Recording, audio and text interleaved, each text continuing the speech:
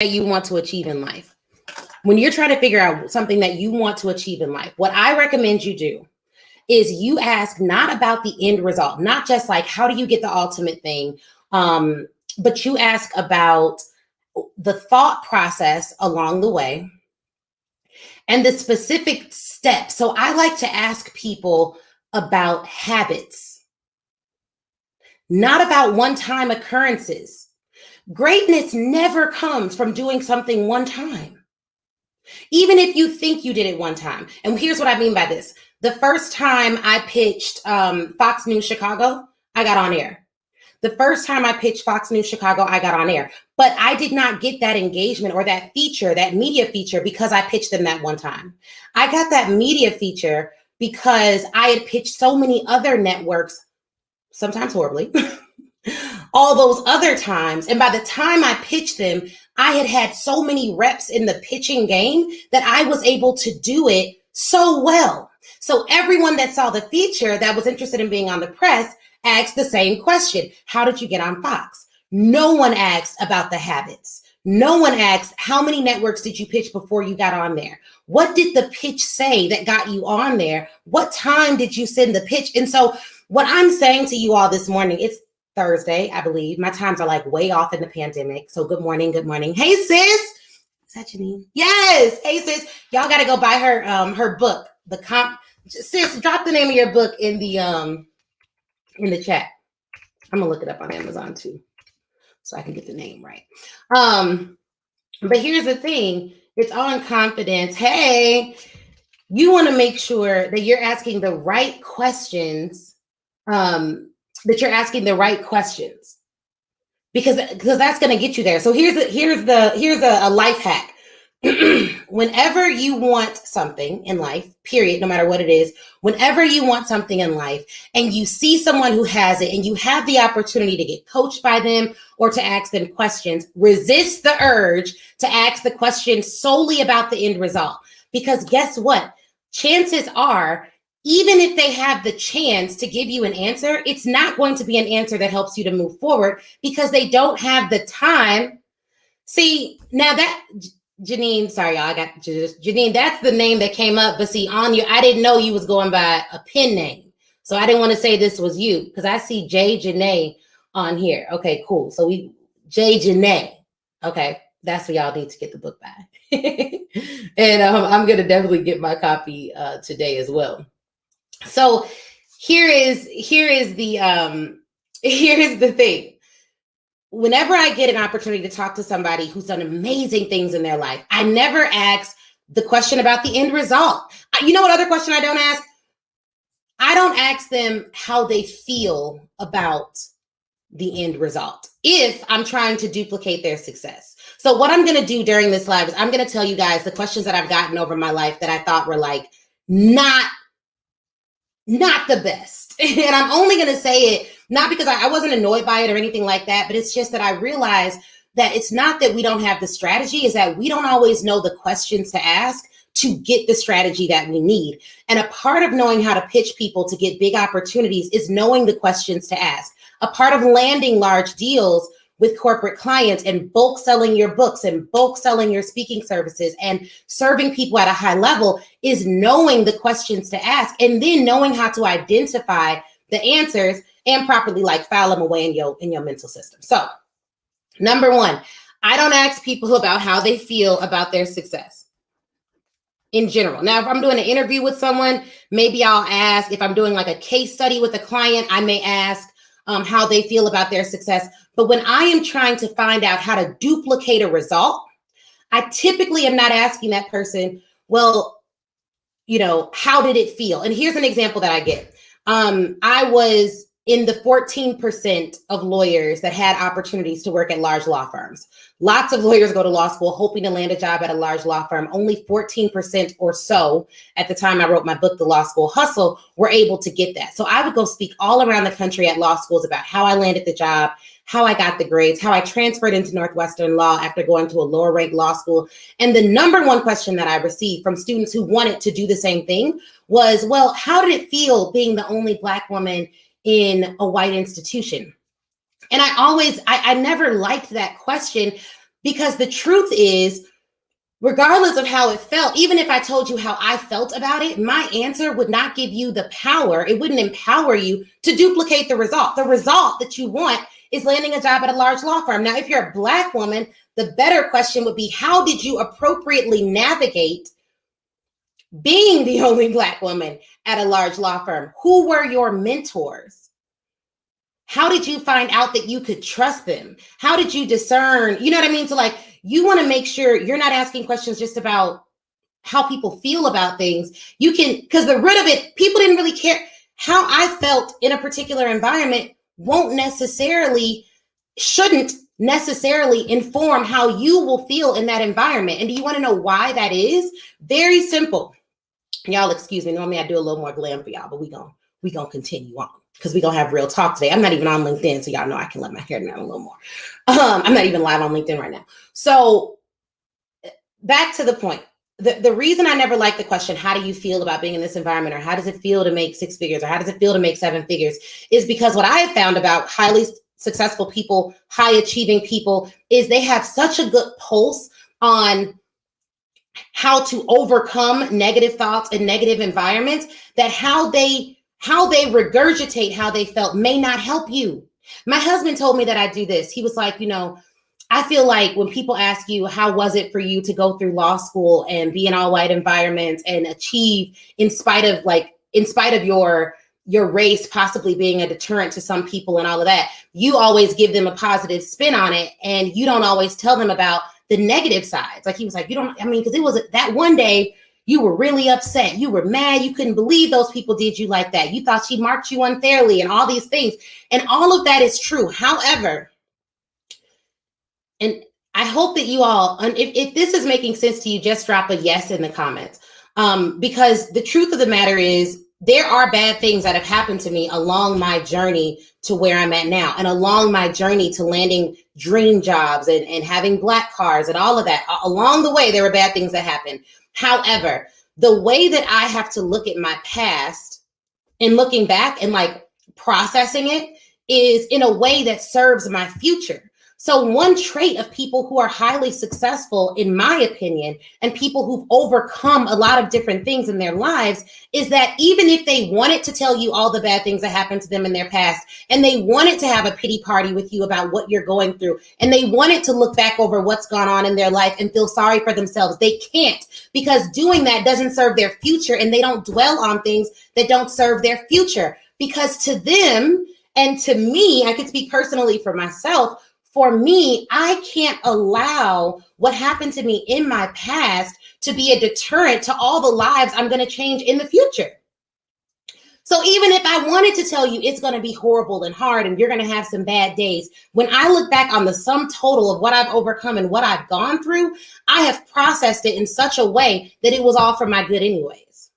That it all taught me something anyways, no matter how bad, how gory, how embarrassing it was, it all taught me something anyways. And so sometimes the reason why you haven't been able to achieve the way that you want to achieve is because you have an inaccurate and an unhealthy view of your past. And whenever someone asks you about your past, you dwell not on the positive lessons, not on the things that you've learned, not on the things that can make you better, not on the things that can make you transformative to others, but on the things that make you feel bad. And so in turn, they don't look at you as a solution to their problems. They're still looking at you as a problem yourself. And no one wants to hire someone who is a problem or brings extra problems into their lives, even if people feel bad for you. So you hear sometimes people will say, I don't want pity, or when they talk about their past, it's always in a way that's like, yeah, this happened to me, but I'm not a victim. What I learned from it is X, Y, and Z. I had to go through that so I could help A, B, and C. And it's not because people are being inauthentic. It's just because they've properly processed. So you want to make sure that when you have the opportunity to ask someone about how they achieve something, you're not asking just about how they feel about it, but you're asking them about how they thought about it. What are their habits? How did they overcome that thing? A better question would be, what's the positive self-talk you have with yourself on a consistent basis to get you through hard times?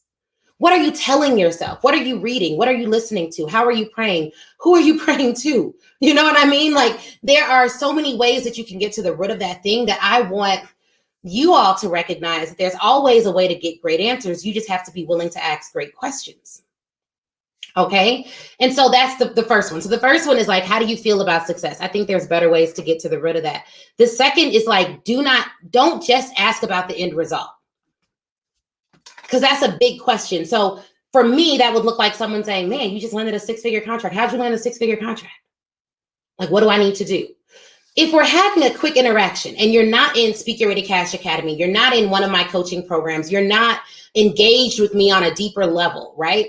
You asking me about the end result can be, it's gonna be tough, because all I can give you in generalities or in the time that we have, if we're just talking in passing or you're just asking a question on a webinar, is not enough time to go into all the steps. So I can summarize some of the things that we've done, but it's not enough time to go into all the steps. So better questions are going to go back to habits. What did you do on a consistent basis to land that engagement? Who did you speak to there? What was their job title? What was their job title? How many pitches did you send out? How long did it take to land your first contract? What were you doing before? What did you pitch them?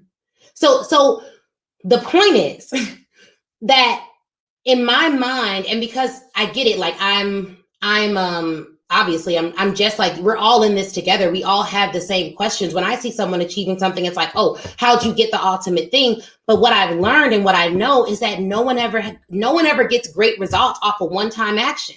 Even if they think they did something one time, it was their habits well before that, their preparation well before that helped them get there. And it all takes patience. And I'm not a particularly patient person. Becoming a mom has made me a lot more patient, but I'm still not the type of person who's going to, kind of sit around and let things happen. No, I do things consistently that eventually yield results because I'm consistent in those things. And so you want to make sure that when you have those opportunities to talk to folks who've done really big things, whatever it may be, who've done anything, who has any type of success that you'd like to duplicate, you ask them great questions. The other thing, are you asking the right person the wrong questions? Sometimes questions that you feel you need answers to, you don't need answers to. And what I mean by that is not that you don't need answers to it. I mean that you may already have the answer. So sometimes I get questions like, should I do, I already have a business. Should I add speaking as a revenue stream to my business? And I'm like, well, why would you want to do that? Oh, because, well, my business right now, I have to serve 200 clients in order to make $100,000. And with speaking, I think I could just, serve 10 clients and make $100,000, or serve 5 clients and make $100,000, or serve 1 client. We had a client the other day do a case study with us. She had 1 contract worth $111,000. So yeah, there's ways to do that, but you don't need me to tell you that. You know that that's possible. What you have to ask yourself is whether you're willing to do the work and the waiting that it takes to get that result. You don't need me to tell you that. You know you want to add it as a revenue stream. You know you want larger clients. You know you want to play on the highest level. And sometimes, and this has been my issue, so let's get personal. For me, when I left my corporate job, and if any of you can relate, just drop a yes in the comments. When I left my corporate job initially, I was like, no, I am not serving companies. I am not going back into corporate. I am not doing it. It was not a good experience. Like that, I was coming off of a really traumatic time at my workplace for a lot of different reasons. And they all did turn out to be a blessing, seriously. But at the time, I remember vividly thinking, I'm not going back into corporate. They can have that. I literally remember thinking that. And it took my husband sitting me down to say, the only reason you wouldn't pitch large corporations or go back into these institutions and sell them your services is if you're scared. If you're scared of being treated wrong, if you're scared of them not wanting to pay you enough, you're scared of them rejecting you. But the fact of the matter is, even if they were to reject you, you still would be fine. It's not a big deal. You need to do what you got to do. And I was terrified. I was like, I don't want to go back into corporate and have to deal with those people and they're going to be talking to me some type of way and I'm going to be irritated and all these things. And it was all about me and my feelings and what I didn't want to do. And he was like, oh, okay, so you scared. Like, that's what it is. You scared. And I was like, yeah, that's what it is. And he was like, okay, but look back over your life. Your largest checks have come for corporations. You've negotiated 6-figure raises at your job. You know they have the money. You see their quarterly earnings statements. You know the talk. You know the language. Why wouldn't you go back in and just dominate? Why wouldn't it be different when you're in the power seat, when you're in control? That's how I'm feeling now. I'm trying to leave. But here's the thing. I am all for doing your own thing, having your own business, leaving corporate. The question that you have to ask yourself, and what I did while I was there that really helped me now, was I applied for every award, that like all the awards that that I wanted to achieve. I applied for those awards. So while you're in corporate, get everything they have for you. My dad would always tell me corporation is like they're paying you to learn.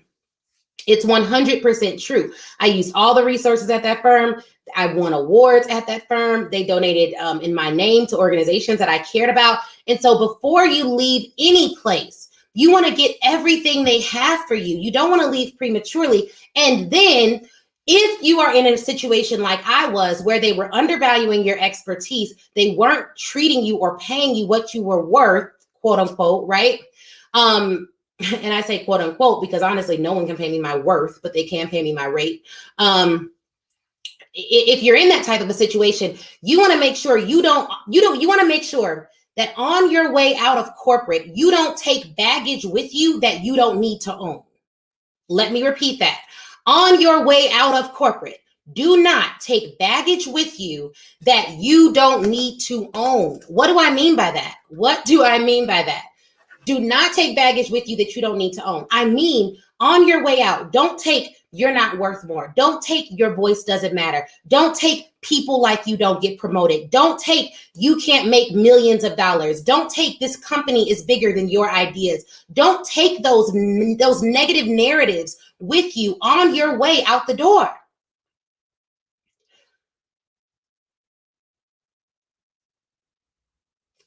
They do. And let me tell you something else, guys. And this is scriptural. And I want to make sure I get it right.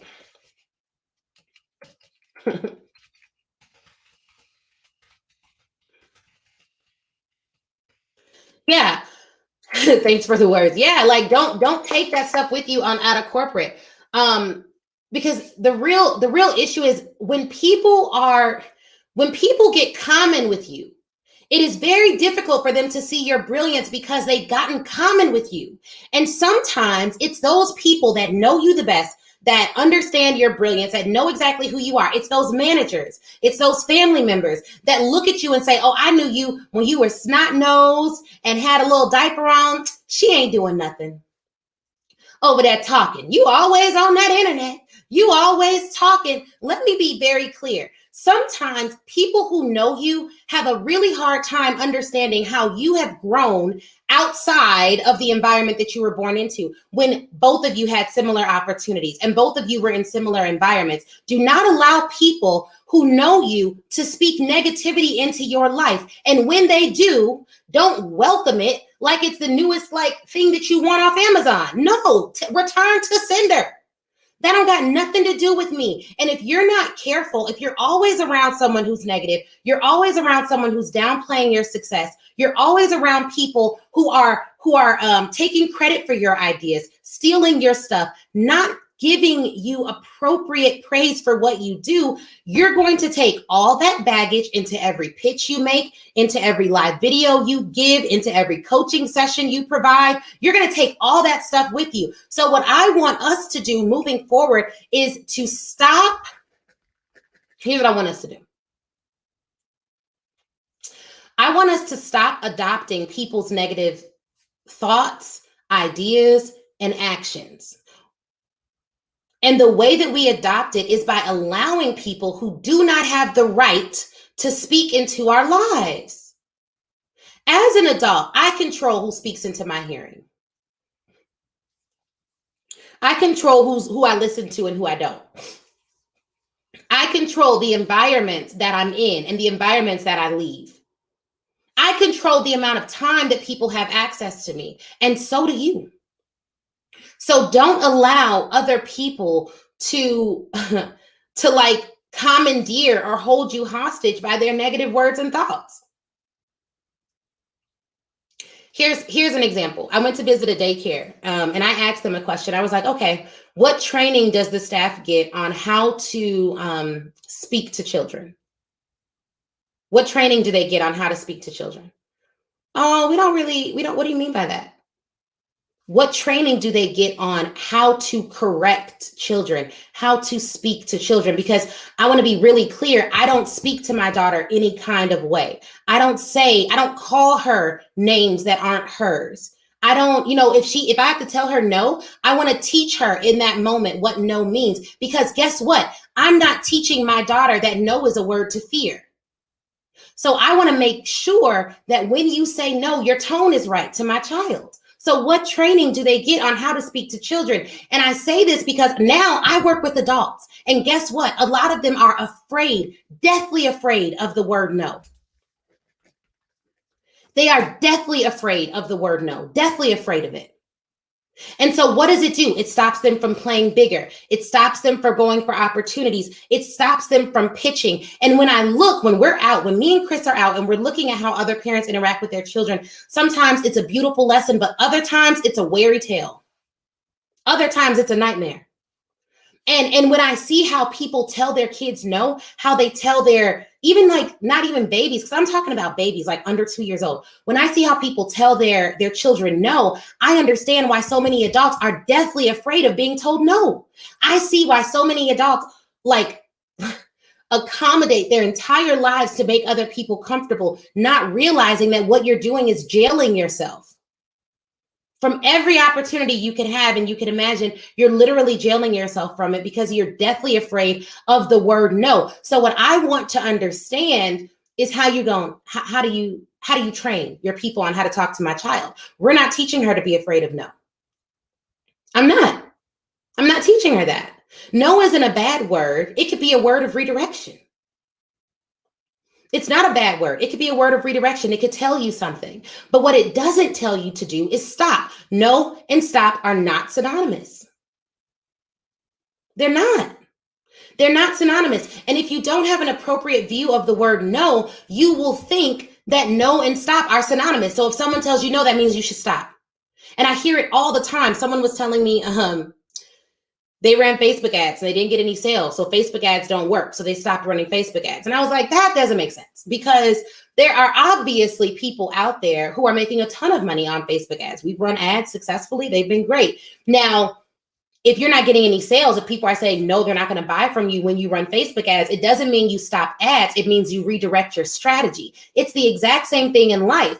If you send out 2 pitches and 2 people tell you no, you have to properly evaluate that. I just posted in the Speak Your Way to Cash Academy private group that you need 1,000 reps before you can make any sense of data. You can't pitch 2 people and say, this means I can no longer, I don't have a good topic. That's not what that means necessarily.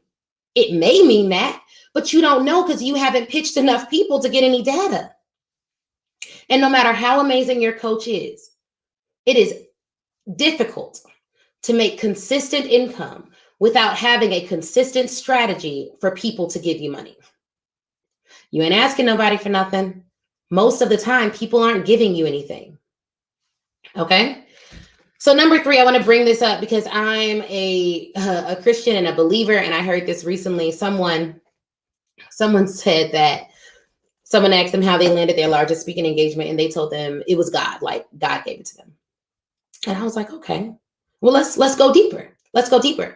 You're obviously a believer. You obviously prayed, and that probably gave you peace, and it gave you an ability, like a sense of calm through the process. But you also did some stuff. You did some branding. You received some features. You pitched for those features. You made sure that your visual identity was consistent. You ensured that when someone came to you and asked to do business with you, you gave them a proposal. We worked on that proposal together. We did a VIP day. That framework, we helped develop that together. And so sometimes when you ask someone a question, in passing, and they only have a few minutes to give you that question, they'll tell you it was God. And that is probably true, right? God has his hand in all things in your life when you're a believer. So yes, it was God. But I'm always a little cautious of that. And I want to tell you why. I'm a little bit cautious of that. When I ask someone something and they're like, oh, it was God. 100% it was God. Yes, it was God. But I don't want people to think, hear me on this, and I hope that you all understand what I'm saying with this, especially the believers. I don't want people to think that God is a get-rich plan. And so that's always been my apprehension with mixing business and faith, is that I want to make sure that I'm accurately representing how this stuff works. Now, God's word has strategies for getting wealth. It directs you to study, to show thyself approved. That's in his word. It talks about laziness and what the lazy will have in this life. That's in his word. And at the same time, if you don't represent it right, people will think, well, darn, God doesn't love me because I'm not rich. And that's the message I don't ever want to send.